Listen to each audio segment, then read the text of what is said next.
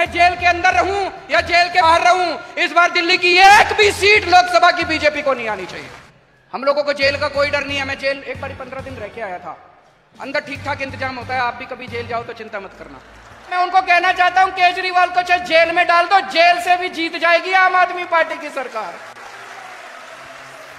मैं नरेंद्र मोदी जी को कहना चाहता हूं, मोदी जी इस जन्म में तो आप हमको नहीं हरा सकते दिल्ली के अंदर आम आदमी पार्टी को। लोग मर गए जहरीली शराब पी के, रोज सुनने में आता है 100 लोग मर गए, 50 लोग मर गए, 150 लोग। घोटाला तो वहां हो रहा है, यहां कौन सा घोटाला हो रहा है? अरे शराब घोटाला हो गया, शराब घोटाला हो गया। के खिलाफ बीजेपी ने पानी पी पी के उसको गालियां दी, उसको भ्रष्ट बोला और बोले इसको जेल भेजेंगे। बीजेपी में आ गया, उसको अपना मुख्यमंत्री बना दिया। ये नरेंद्र मोदी की ईमानदारी है। अभी जब सुप्रीम कोर्ट में सुनवाई हुई शराब घोटाले की, जज बार बार पूछ रहा है सीबीआई वालों से, एक तो सबूत दे दो, एक तो सबूत दे दो। कोई तो सबूत, कोई सबूत नहीं सीबीआई के पास, कोई सबूत नहीं ईडी के पास। जज बार बार कह रहा है 2 मिनट नहीं टिकेगा तुम्हारा केस। प्रचार कैसे करेगा?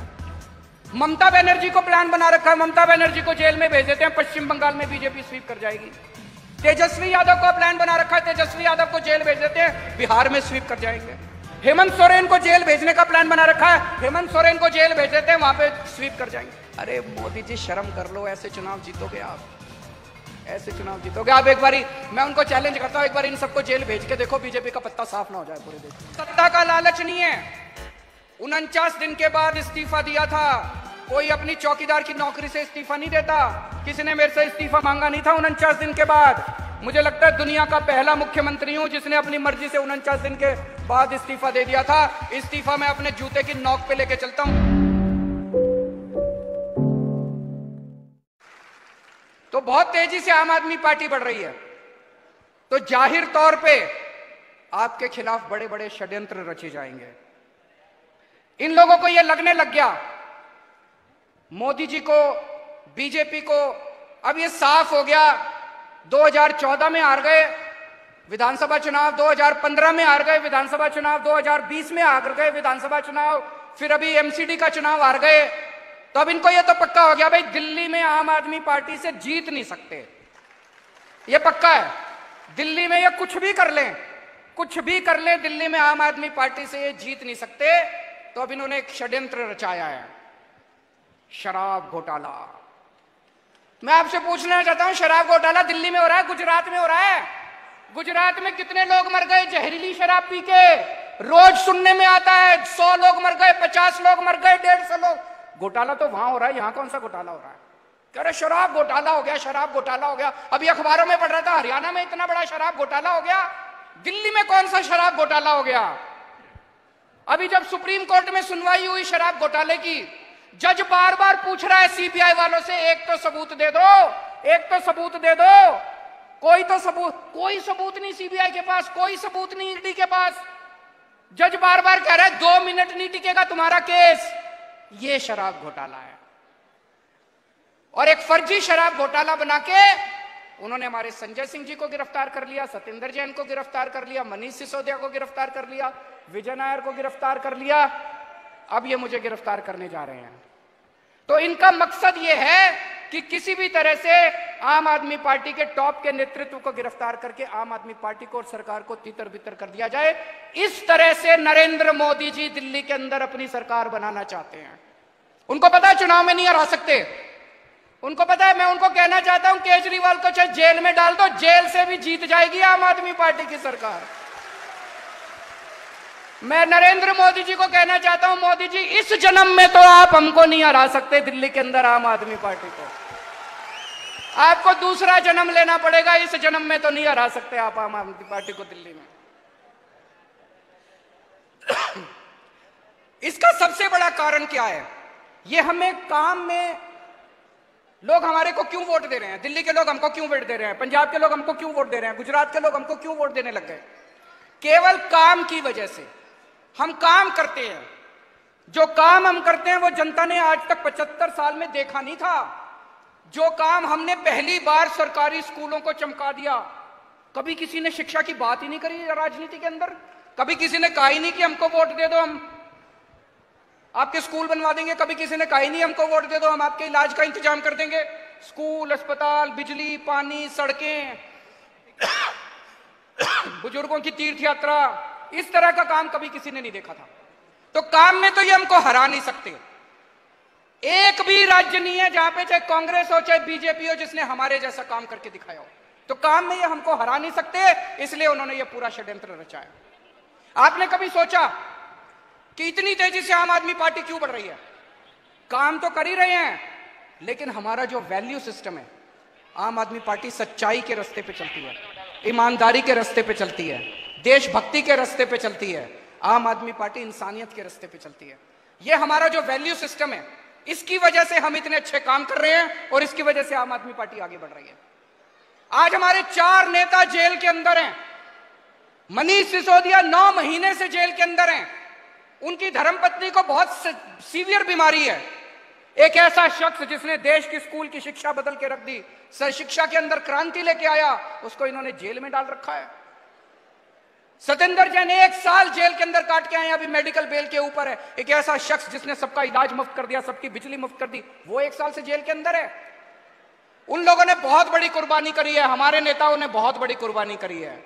ये सब नेता, आम आदमी पार्टी के नेता, आप सब लोगों के लिए प्रेरणा स्रोत हैं। उनसे हमें प्रेरणा लेनी है। कभी दिल कमजोर हो जाए, कभी मन में कमजोरी आए, अपने सामने इन सारे आम आदमी पार्टी के नेताओं को रख लेना, जो आज भगत सिंह के रास्ते पे चल के जेल की सलाखों के पीछे देश के लिए लड़ रहे हैं। क्या नरेंद्र मोदी जी ईमानदार हैं? क्या नरेंद्र मोदी जी भ्रष्टाचार के खिलाफ हैं? मैं इनका एक भाषण सुन रहा था मोदी जी का, 27 जून को भोपाल में एक रैली में प्रधानमंत्री जी ने कहा कि एनसीपी बहुत ही भ्रष्ट पार्टी है, एनसीपी के नेता बहुत ही भ्रष्ट हैं, 70,000 करोड़ रुपए का घोटाला कर दिया। और कुछ दिन के बाद जिन नेताओं को इन्होंने भ्रष्ट बोला वो बीजेपी में आ गए और उन्होंने उसको उप मुख्यमंत्री बना दिया महाराष्ट्र का। ये नरेंद्र मोदी की ईमानदारी है। इन्होंने वेस्ट बंगाल, पश्चिम बंगाल के अंदर एक नेता था शुभेंदु अधिकारी, टीएमसी का, धो के इन्होंने गालियां दी। उसका नाम शारदा स्कैम में आया, उसका नाम Saradha chit fund scam, Narada scam, पता नहीं किस किस स्कैम में आया। वो बीजेपी में आ गया, उसके सारे स्कैम पाप धुल गए। बीजेपी में आने के बाद सारे पाप धुल गए। असम के अंदर जो अभी मुख्यमंत्री है, उसके खिलाफ बीजेपी ने पानी पी पी के उसको गालियां दी, उसको भ्रष्ट बोला और बोले इसको जेल भेजेंगे। बीजेपी में आ गया, उसको अपना मुख्यमंत्री बना दिया। ये नरेंद्र मोदी की ईमानदारी है। इनका अपना कोई भ्रष्टाचार करे उसके खिलाफ कोई एक्शन नहीं लेते। कर्नाटक में इनकी सरकार थी, कहते थे 40% कमीशन वाली सरकार है कि हर काम में 40% कमीशन खाती है। एक आदमी, एक बीजेपी का नेता कर्नाटक में जेल नहीं गया इनका। गुजरात में रोज इतने करप्शन हो रहे हैं, इतने घोटाले हो रहे हैं, एक आदमी जेल नहीं जाता इनका। रोज सुनते हैं कि अडानी को इन्होंने थोक के भाव सारा देश बेच दिया, कोई एक्शन नहीं होता इनका। तो इनका क्या मकसद है? केवल और केवल सीबीआई और ईडी को इस्तेमाल करके दूसरी पार्टियों के नेताओं को तोड़ के अपनी पार्टी के अंदर लाना। कोई ईमानदार नहीं है नरेंद्र मोदी, कोई भ्रष्टाचार के खिलाफ जंग नहीं छेड़ रहे हैं। दूसरी पार्टियों का केवल सत्ता की लड़ाई है। दूसरी पार्टी के आज अगर मनीष सिसोदिया आम आदमी पार्टी छोड़ के बीजेपी में चले जाएं, भाई साहब 24 घंटे के अंदर बाहर आ जाएंगे वो। आज अगर संजय सिंह पार्टी छोड़ के बीजेपी में चले जाएं, 24 घंटे के बाहर आ जाएंगे। ये नरेंद्र मोदी की बेईमानदारी है, ये उसके भ्रष्टाचार की। अब प्रधानमंत्री जी को यह लगने लगा कि मैं लोकसभा चुनाव हार रहा हूं। पूरे देश के अंदर बेरोजगारी, महंगाई, भ्रष्टाचार, लोग बहुत दुखी हो चुके हैं। घर का खर्चा नहीं चल रहा। कब तक जुमलेबाजी से घर का खर्च, कब तक परिवार चलेगा? अब लोग बहुत दुखी हो चुके हैं। तो अब प्रधानमंत्री जी ने एक नया वो बनाया है कि जितने रीजनल पार्टी के नेता हैं, सब नेताओं को पकड़ पकड़ के जेल में डाल दो। जब रीजनल पार्टी का नेता जेल में जाएगा, चुनाव के पहले उनकी पार्टी के लिए कैंपेनिंग करने वाला कोई नहीं बचेगा और वहां पे बीजेपी स्वीप कर जाएगी चुनाव। तो केवल मेरा नहीं, इन्होंने मेरे को तो जेल में भेजने का प्लान कराई है कि केजरीवाल को जेल में भेज देते हैं। आम आदमी पार्टी चुनाव कैसे करेगी? केजरीवाल प्रचार कैसे करेगा? ममता बनर्जी को प्लान बना रखा है, ममता बनर्जी को जेल में भेज देते हैं, पश्चिम बंगाल में बीजेपी स्वीप कर जाएगी। तेजस्वी यादव को प्लान बना रखा है, तेजस्वी यादव को जेल भेज देते हैं, बिहार में स्वीप कर जाएंगे। हेमंत सोरेन को जेल भेजने का प्लान बना रखा है, हेमंत सोरेन को जेल भेज देते हैं, वहां पे स्वीप कर जाएंगे। अरे मोदी जी शर्म कर लो, ऐसे चुनाव जीतोगे आप? ऐसे चुनाव जीतोगे आप? एक बारी मैं उनको चैलेंज करता हूं, एक बार इन सबको जेल भेज के देखो, बीजेपी का पत्ता साफ ना हो जाए पूरे देश के अंदर।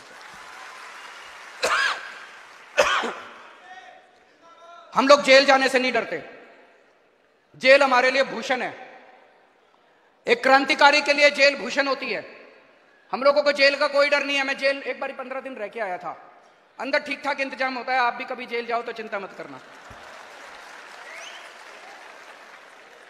अगर भगत सिंह इतने दिन जेल रह सकते हैं, मनीष सिसोदिया 9 महीने जेल रह सकता है, सतिंदर जैन 1 साल जेल रह सकता है, तो मेरे को जाने में क्या दिक्कत है? मैं भी चला जाऊंगा, मेरे को जेल जाने का फर्क नहीं पड़ता।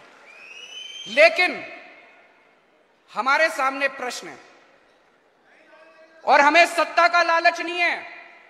49 दिन के बाद इस्तीफा दिया था, कोई अपनी चौकीदार की नौकरी से इस्तीफा नहीं देता। किसी ने मेरे से इस्तीफा मांगा नहीं था 49 दिन के बाद। मुझे लगता है दुनिया का पहला मुख्यमंत्री हूं जिसने अपनी मर्जी से 49 दिन के बाद इस्तीफा दे दिया था। इस्तीफा मैं अपने जूते की नोक पे लेके चलता हूं, मेरे को कोई मुख्यमंत्री की कुर्सी का लालच नहीं है। लेकिन हमें यह देखना है इनका ये जो षड्यंत्र है, इस षड्यंत्र के अंदर अपने को नहीं फंसना।